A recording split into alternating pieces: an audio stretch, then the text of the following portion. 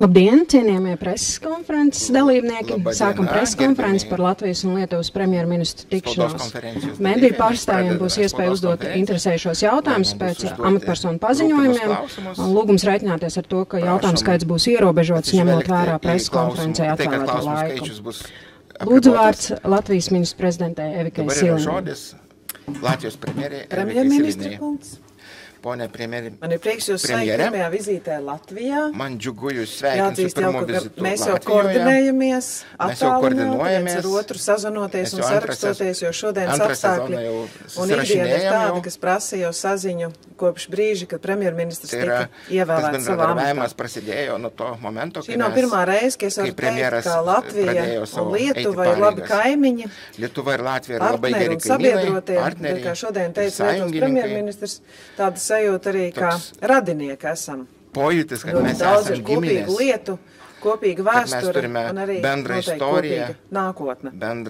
Mums vienoti ir jāstrādā noteikti arī pie tā, lai mūsu valstis un iedzīvotāji būtu droši un varētu dzīvot labklājībā.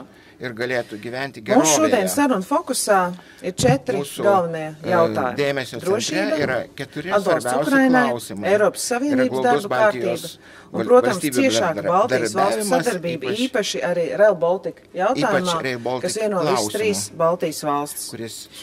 Iesākumā vēlos uzsvērt, ka Latvijai un Lietuvai ir vienots arī skatījums uz transatlantisko attiecību nozīmi, Eiropas drošību un atbalstu Ukrainai.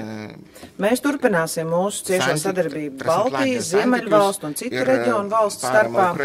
Turpināsim arī aktīvi runāt kopā un atsevišķi ar Amerikas Savienoto valstu partneriem, skaidrojot mūsu reģiona kopīgo nostāju.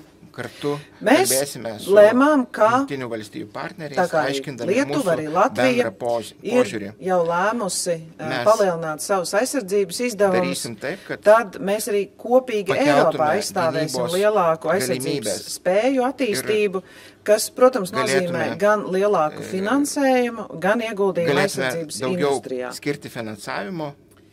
Gan Latvija, gan Lietuva sniedz Ukrainai atbalstu 0,25% apmērā no mūsu IKP, un tas ir tikai militārais atbalsts. Protams, mūsu sabiedrība, iedzīvotāji, aktīvie uzņēmēji sniedz vēl papildus atbalstu Ukrainai, un to dara arī Lietuvas sabiedrība. Mēs sniedzam apmācību Ukrainas karavīriem un arī līdzsvarojam dronu koalīciju. Domājot par drošību, tātad esam apņēmušies palielināt arī nacionālos aizsardzības budžets. Mēs šodien arī pārunājam, kas varētu būt tie avoti, lai mēs varētu arī šos mērķus sasniegt, bet skaidrs ir viens, ka mēs darīsim visu, kas ir vajadzīgs, lai nodrošinātu mūsu iedzīvotāju drošību. Un, ja tas būs Eiropas budžeta deficīts, tad tas ir ļoti labi. Mēs kopā arī iestāsimies turpmāk, lai šis budžeta deficīts Eiropā tiktu panākts, lai atkāpes no budžeta deficīta būtu, bet ne tikai. Mums ir vajadzīgi arī daudz citi instrumenti, kas varētu visu Baltijas valstu un kopumā Eiropas drošību arī stiprināt un nepieciešamo finansējumu nodrošināt. Un mēs noteikti vēlamies, lai šie lēmumi būtu pēc iespējas ātrāk. Mēs pārunājam arī to, ka beidzot mēs esam brīvi no Krievijas un Baltkrievijas elektrības, un Brels tātad ir ļoti labi īstenots veiksmīgs projekts, kuram, protams, bija garš sagatavošanās periods, bet liels paldies mūsu lietuviešu kolēģiem. Viņi bija arī tādi, jāsaka, uz priekšu dzinējuši šim projektam, lai viss notiktu un lai mēs tiešām izdarītu to pēc iespējas ātrāk. Skaidrs, ka visās 3 Baltijas valstīs turpināsies aktīvais darbs pie Rail Baltica projekta īstenošanas un pārunājam arī ar Lietuvas premjeru, kas būtu tie nākamie soļi, lai mēs samazinātu izdevumus, projektu pārvaldības uzlabošanu un labāku Baltijas valstu institūciju koordinēšanos. Un mēs jau bijām vienojušies iepriekš, ka arī premjeru līmenī mums būs tāds kontaktpersonas, un mēs turpināsim arī šādi arī premjeru līmenī turēt stipru roku šī projekta, lai arī attiecīgie ministri zinātu, ka politiskā griba 3 Baltijas valstīs premjeru vidū ir tieši tāda, ka projekts ir jāīsteno, jāparāda progress, bet arī jāsamazina izdevumi. Drošības jomā pārnēm arī NATO sabiedroto militārās klātbūtnes nozīme mūsu valstīs un to stiprināšanas iespējas. Latvijā nesen ieradās vairāk nekā 500 Zviedrijas karavīru, pievienoties jau citu 13 NATO valstu karavīriem.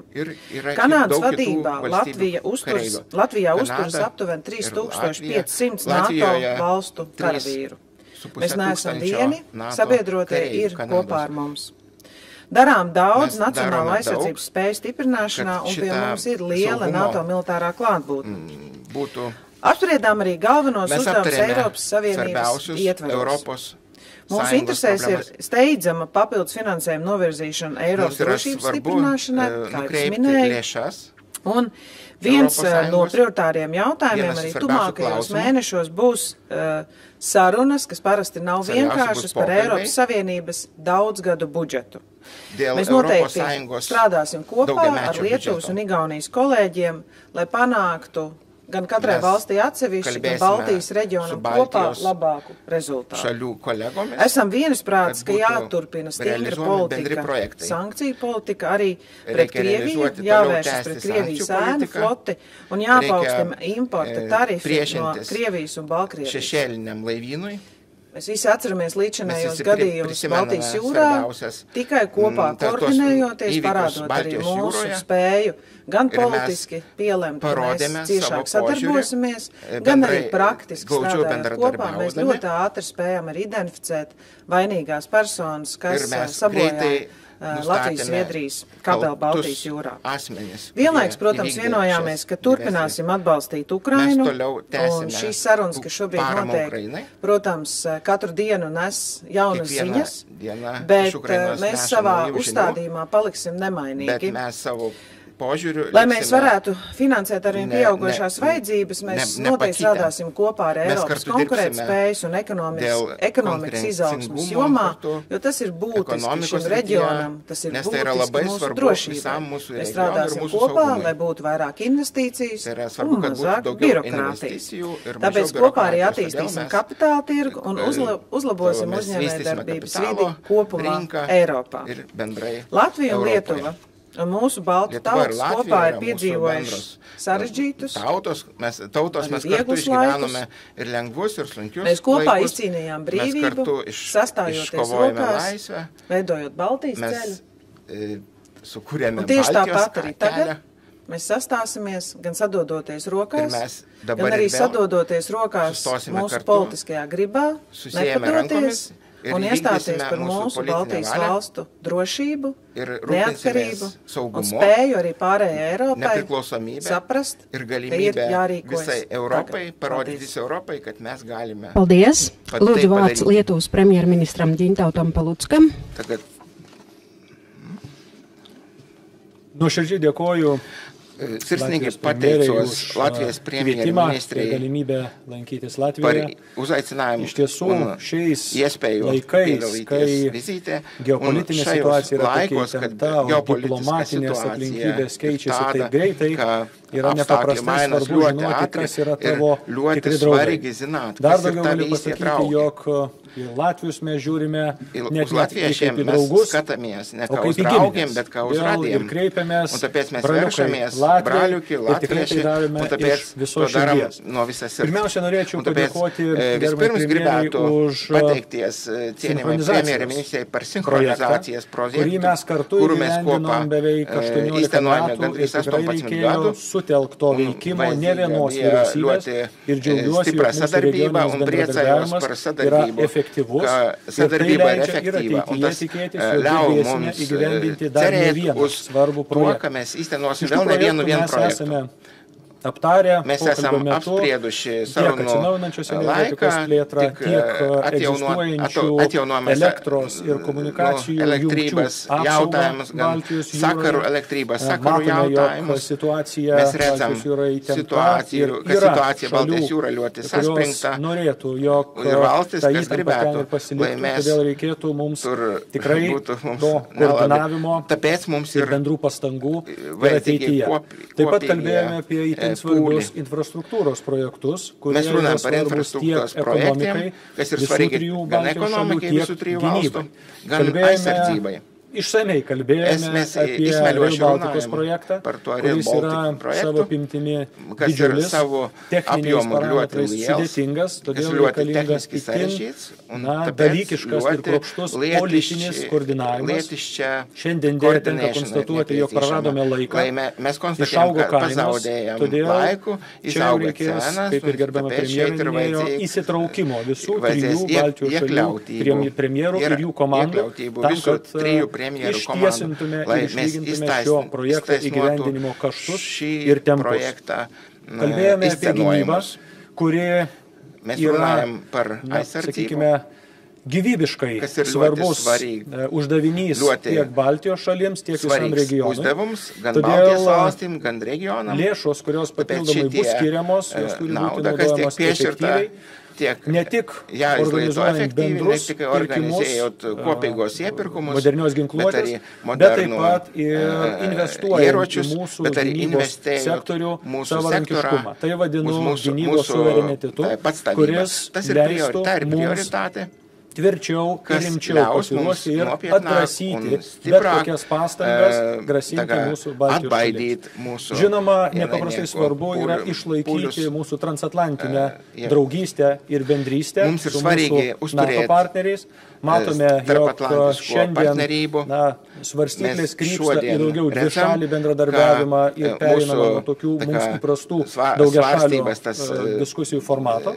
Tačiau čia vėlgi mūsų geri santykiai, mūsų bendradarbiavimo formatas Baltijos šalių ir Šiaurės Baltijos šalių tikrai tikiu, jog atidarys ne vienas duris Jungtinėse Amerikos valstijose, Vašingtone ir stengsimės artimiausių metų įgyvendinti mūsų bendrą vizitą į JAV.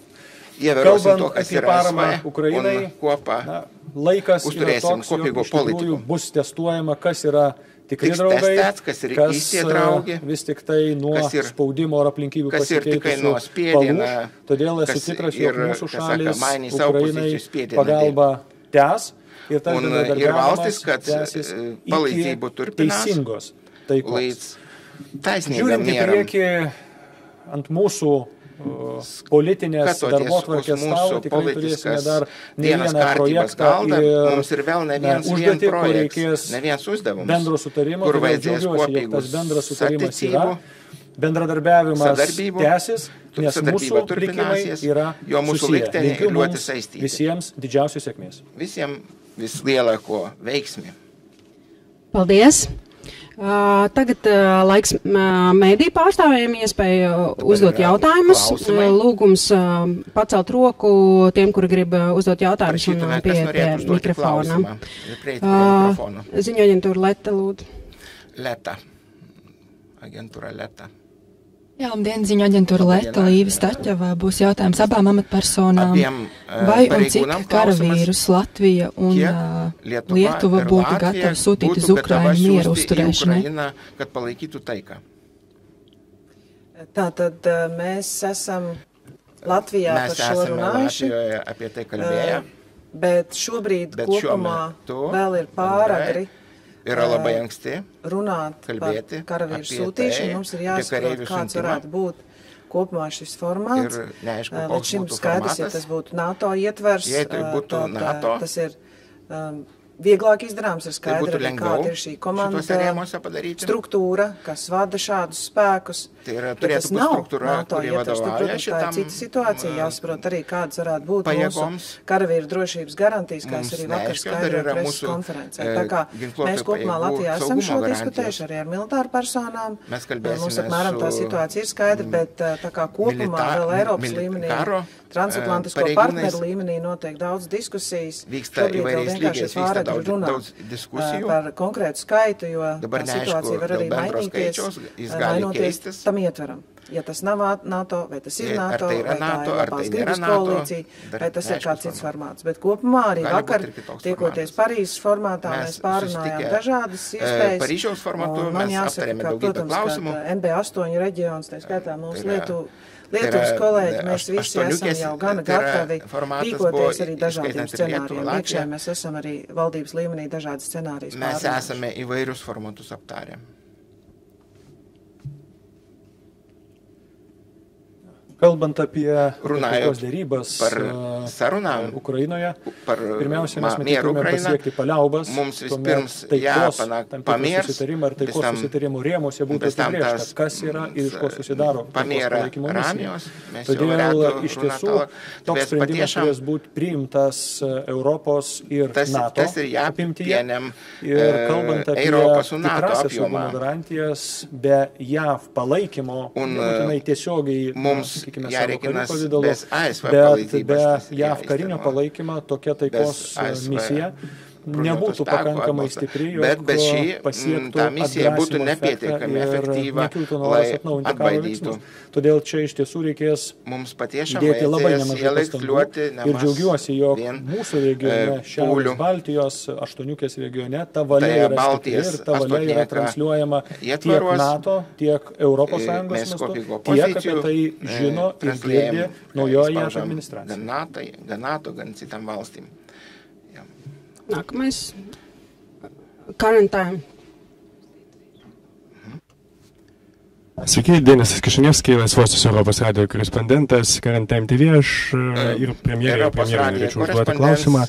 Kadangi tiek Lietuva, tiek Latvija visada stengiasi plaukti JAV politikos farvateryje, ar nemanote, kad dabar mūsų valstybėms reikia koreguoti savo užsienio politikos liniją? Pavyzdžiui, kad daro Vašingtonas dabar atnaujinti vienokią ar kitokią formą politinius kontaktus su Maskva, arba atvirkščiai bandyti įtikinti Trumpą keisti savo požiūrį. Ačiū. Savus užskatus. Kalbant apie diplomatinį foną arba geopolitinį foną, iš tikrųjų dalykai keičiasi labai sparčiai ir tai nereaguoti negalima. Kai kurie Europos politiniai lyderiai renkasi tam tikrą moralizavimą arba kritikos kelią, tačiau svarbiausia yra suvokti mūsų šalių ir mūsų regiono interesus ir pamėginti juos realizuoti naujoje šviesoje. Tai todėl mes ir akcentuojame, jog iš mums įprastų daugiašalių diskusijų ir santykių formato panašu, kad mūsų transatlantinį partneriai labai sparčiai perina prie dvišalių. Todėl mūsų regiono tvirta pozicija yra nepaprastai svarbi. Ir ne tik pozicija, bet ir pastangos atliepti mūsų partnerių lūkesčius. Mes pamename ir pono Trumpo pirmojo erą, kai jisai atvažiavęs į Europą labai aiškiai sakė, užteks joti ant mūsų nugarų pastangas pademonstruokite. Tai štai tikrai galiu pasidžiaugti, jog Baltijos šalis tas pastangas demonstruoja, Lenkija tas pastangas demonstruoja, ilgai neutrali Švedija, Suomija įstojo į NATO. Todėl mes turime pilną moralinę teisę šnekėtis ir tikėtis, jog mūsų regiono interesai JAV darbotvarkėje stovės tvirtai. Manuprāt, Lietuvas premjeras ļoti labi atrodo, kad Lietuvos premjeras labai aiškiai paaiškino šitą mūsu požiūrį, saprotot šīs jaunās administrācijas nākšana pie varas, arī Eiropa gatavojās pārunāja savos formātos, kā mums būtu jārēģē uz dažādiem jauniem izaicinājumiem. Un tā viena no lietām, ko mēs vienojāmies, ka Eiropai ir jābūt vienotai. Jo tas, ko arī premjeras tikko minēja, ja mēs sadalāmies divpusējos formātos, tad Eiropa kļūst vājāka. Un tāpēc ļoti labi, ka mēs, gan kā Baltijas valsts, gan kā MV8, tiešām šobrīd neļaujam sevi nekādā veidā sadalīt divpusēji. Mēs tiešām turamies kopā kā reģions. Mums ir svarīgi, ka mūsu reģiona intereses kopumā tiek sadzirdēts, un mēs tāpēc arī šodien vienojamies, ka mēs strādāsim kopīgi arī pie transatlantisko attiecību pilnveidošanas, bet skaidrs, ka katra diena ienes jaunas situāciju, un noteikti nebūs tas pareizākais veids komentēt katru šo arī ASV prezidenta izteikumu. Nebūtu teisingas būdas aiškinti, kā prezidentas galvoja. Demokrātiski ievēlēts prezidents. Jis yra demokratiškai išrinktas prezidentas. Jis yra Ukrainas līderis un Krievija Zelenskis Ukrainā. Un viņi ir Ukraina yra užpuolusi. Ukraina yra užpuolusi Rusiją. Paldies, Ants Bogstovs, TV4 abiem. Pirmais, Lietuvas premjeri, jūs teicāt, ka jums no Eiropai kopumā ir jārēķinās ar to, ka atbalsts Ukrainai vai pat militārs garantijas klātbūtne Ukrainā uz zemes, katra valstī savā formātā, varētu būt bez Amerikas Savienotām valstīm. Vai tas izriet no šīs Minhenes konferencē vai citā formātā iesniegtās anketas, par ko pēdējā laikā runā, katra dalībvalsts no Amerikas partneriem ir saņēmusi tādu kā anketu gadījumā, ja mēs tātad, cik jūs, piemēram, maksātu par ieročiem, un, amerikāņu ieročiem Ukrainas rīcībā, bet Eiropa maksātu, vai citas lietas. Un es, tā kā gribētu šo jautājumu paplašināt, es gribētu zināt, kas ir šajā anketā uzdotie jautājumi, un vai valsts ir gatavs jau pa vienai, vai tad visas kopā, kā premjerministrs Siliņš tikko teica, atbildēt, un vai ir kaut kāds termiņš dots, vai ir kaut kādas summas, ja tā atbildi ir tie 700 miljārdi, kuri būs pašu un Ukrainas aizsardzībai klāt izņemotā nauda. Tas kļūst arvien neskaidrāk, vienkārši, vai jūs cik tālu varat mums viest skaidrību. Paldies. Es domāju, ka skaidrs, ka mēs apzinām dažādus riskus un dažādus scenārijus.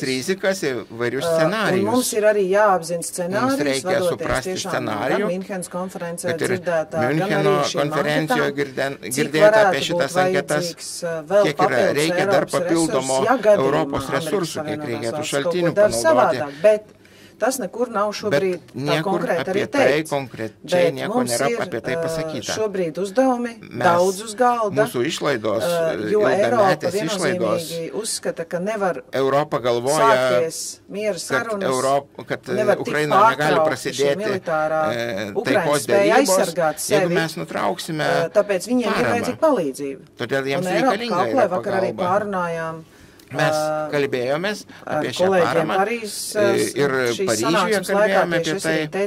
Ir aš sakiau, kad man svarbu suprasti, jeigu dabar jeigu Europa duoda trečdalį, Ukraina trečdalį ir mes duodame trečdalį, tai mums reikia kalkuliuoti, suprasti įvairius scenarijus. Mes negalime to padaryti. Gatavība dažādiem scenārijiem liecina par mūsu spēju tiešām domāt šobrīd ātri kalkulēt, meklēt avotus, meklēt risinājumus. Jo es domāju, ka Eiropai ir jāspēj parādīt sava, jebkurā gadījumā pozīcija, ko mēs esam teikuši, ka mēs iestāsim Ukrainu.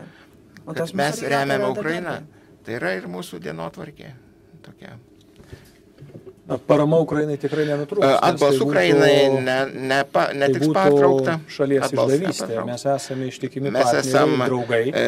Uzticami partneriai, draugi un atbalsts turpināsies, runājot par aizsardzības industriju. Vėlgi turime matyti ir tam tikrą efektivitātes jautājumu. Kai kuri ginkluotė gali būti labai sėkmingai gaminama ir mažesnėmis gerokai kainomis. Varbūt ražuoti ar mazāku izcenojumu paša Ukraina. Šalis yra išvysčiusi labai rimtai. Industrijų šituo ļoti nopietni yra atskleiši. Un kādas ir izdevumų apjomi, tā viņu apjomam jāpalielinās. Un arī mūsu nākamā gada budžeta līdz 5-6% IKP mēs esam apņēmuši palielināt. Šeit vajadzēs arī Eiropas Savienības palīdzību, lai mums kaut kādus menedžētu mūsu parādus. Šis ir aktuāli visam reģionam. Taču runājot par iepirkumus, mums ir svarīgi skatīties, kā būs ar ASV. Mums vajag ievērot to, šeit fabrikas ražot pašiem šeit modernos ieročus un uzreiz tos iepirkt mūsu vajadzībām un eksportēt. Prezidentam patīk runāt tā, ka jāiet. Jā, es tikai varu papildināt, ka mēs noteikti atbalstām militārās industrijas attīstību Eiropā. Mēs rēmēm Eiropas pirmās dienas amatā. Un arī Latvijā, tā kā mēs šajā nedēļā arī papildinām pamatkapitālu mūsu valsts aizsardzības korporācijai, bet es arī esmu saņēmusi, esmu tikus uzrunāt no lielajām vēl militārās industrijas citiem investoriem. Tā kā mēs noteikti skatāmies pozitīvi, noņemot arī kādas birokrātiskas ceļus, lai šī militārā industrija būtu gan mūsu drošībai, reģionu drošībai, gan arī tā kā teica premjers, arī eksportējot un ceļot valsts ekonomiku. Paldies, pēdējais jautājums. Labdien, jautājums Lietuvas premjeram Jānis Krēvits, TV3 redījums tā kā personīgi. Lietuvas aizsardzības ministrija ir ierosinājusi valsts izstāšanos no Otavas konvencijas, kas aizliedz nevadāmo pretkājnieku mīnu izmantošanu. Pirms gada šeit Rīgā tiekoties visiem trim Baltijas aizsardzības ministriem bija nolemts, ka to nedarīt. Jautājums, kas Lietuvā ir mainījies, vai Lietuva uzņem savu veidu iniciatīvu, vadīt šīs sarunas ar visām Krievijas pierobežu valstīm, un kas būtu jūsu iedrošinājumi vārdu Latvijas valdībai un Latvijas aizsardzības ministrijai rīkoties tikpat izlēmīgi, jo, kā saka politika Lietuvā, šis ir signāls sabiedrībai, ka jūs izmantojat jebkurus līdzekļus, lai aizsargātu sabiedrību. Paldies. Aš tikrai būdamas ciemos, nekā nevarētu dot tādus, neuzņemtos tādu uzdevumu, dot kaut kādus padomus, Latvijas premjerministrija dot padomus. Viņa tiek galā ar savām problēmām lieliski, bet šī Otavas problēma runājot. Ir divi aspekti. Ir humanitāte, humaniskums, pirmais aspekts. Mums ir pieredze, kad kavējoties, aizkavējoties piemērotas aizsardzības līdzekļus, Krievijas armija veic iebrukumu. Tāpēc aizsardzības ministrija ir personīgais viedoklis. Un šis jautājums varbūt apspriest tikai regionālajā formātā.